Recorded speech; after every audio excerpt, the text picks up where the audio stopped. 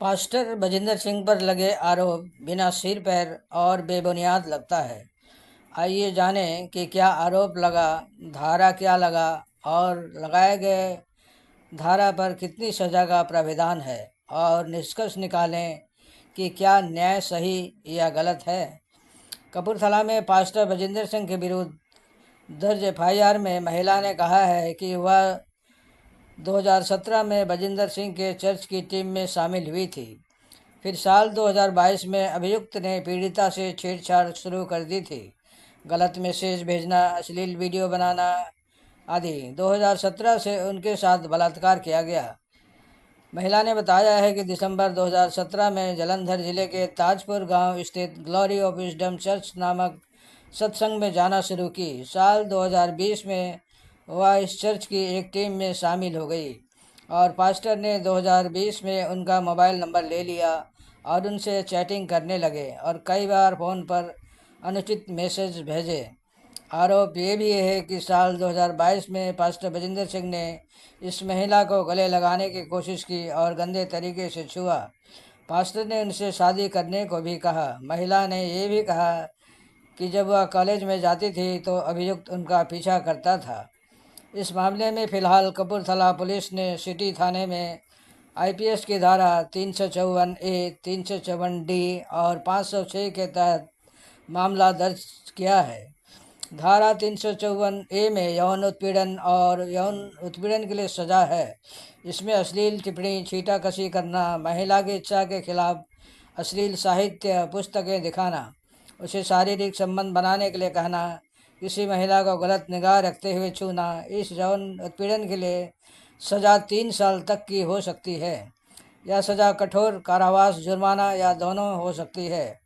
धारा 354D में पीछा करने से संबंधित है, जिसमें किसी महिला का अवांछित रूप से पीछा करना, उसकी गतिविधियों पर निगरानी करना या उनकी स्पष्ट अनिच्छा के बावजूद उससे संपर्क करने का प्रयास शामिल है। पीछा करने का मतलब किसी महिला का बार बार और अवांछित रूप से पीछा करना, उसकी गतिविधियों पर नज़र रखना या उसकी स्पष्ट अनिच्छा के बावजूद उससे संपर्क करने का प्रयास करना।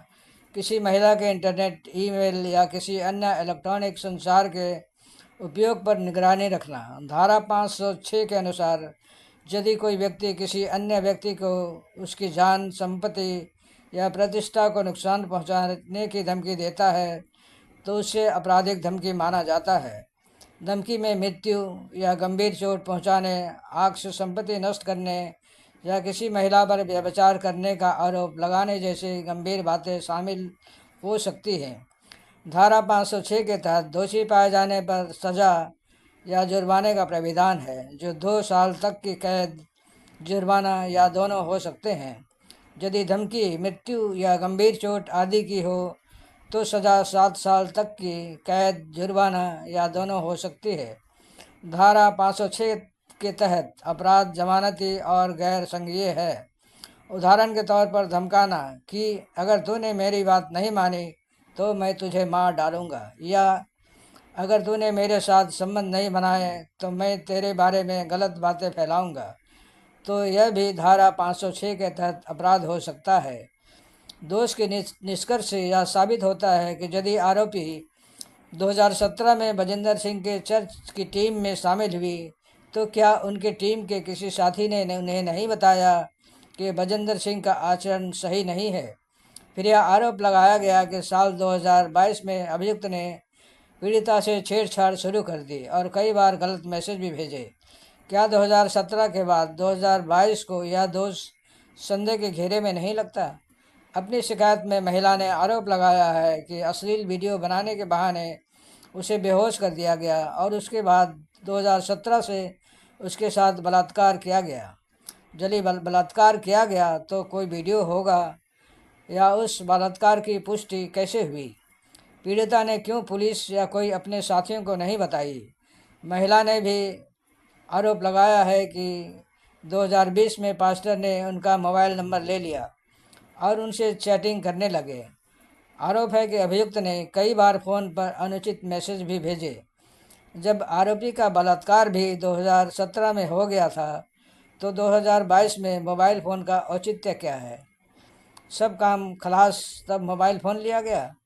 आरोप ये भी है कि साल 2022 में पास्टर बजिंदर सिंह ने इस महिला को गले लगाने की कोशिश की थी और उसे गंदे तरीके से छुआ था। अरे भाई, जब 2017 में ही सील भंग हो गई तो गले लगाने और गंदे तरीके से छूने का क्या मतलब? पीड़िता का आरोप है कि पास्टर ने उनसे शादी करने को भी कहा। यह कोई दोष की गिनती में नहीं आता है। आरोपित लड़की द्वारा यह भी कहा कि जब वह कॉलेज जाती थी तो अभियुक्त उनका पीछा करते थे। अरे, जब पीछा करता था तो किसी से शिकायत क्यों नहीं की? उस लड़की ने भी बोली है कि पास्टर बजिंदर सिंह को एचआईवी है, तो जाहिर है उस लड़की से बलात्कार हुआ है तो इस लड़की को भी एचआईवी होगा। एचआईवी की जांच कराई जाए। आरोपित लड़की का भी बयान है कि ये लड़की और उसका बेटा 2012 से दूसरों पर आरोप लगाकर पैसे वसूलने का काम कर रहे हैं। उस लड़के का बयान है कि पास्टर जी तरफ से मुंह बंद करने का 5 करोड़ रुपये ऑफर आया था। इसका क्या प्रूफ है? और क्या लड़की ज़्यादा रुपया लेना चाहती थी? कृपया लड़की का बैंक अकाउंट और प्रॉपर्टी जांच किया जाए। इस प्रकार सभी दोष बेबुनियाद लगते हैं और जब 354 ए में यौन उत्पीड़न के लिए सज़ा 3 साल तक ही हो सकती है, यह सज़ा कठोर कारावास, जुर्माना या दोनों हो सकती है।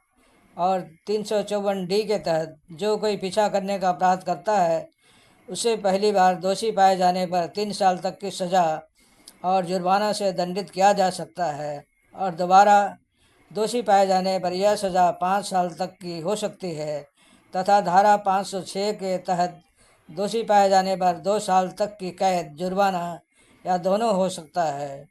तो बजिंदर सिंह पर धारा 354 ए, 354 डी और 506 धारा लगा है जिसकी सज़ा निर्धारित है। तो फिर आजीवन उम्र कैद कैसी सज़ा हुई? यह बजिंदर सिंह दुष्कर्मी है, तब और भी जुल्म वाले लड़कियों को आगे आना चाहिए, और यदि दुष्कर्मी नहीं है तो उसके विश्वासियों को आगे आना चाहिए। यह एक सोचने वाली बात है। समाप्त। धन्यवाद भाई और बहनों।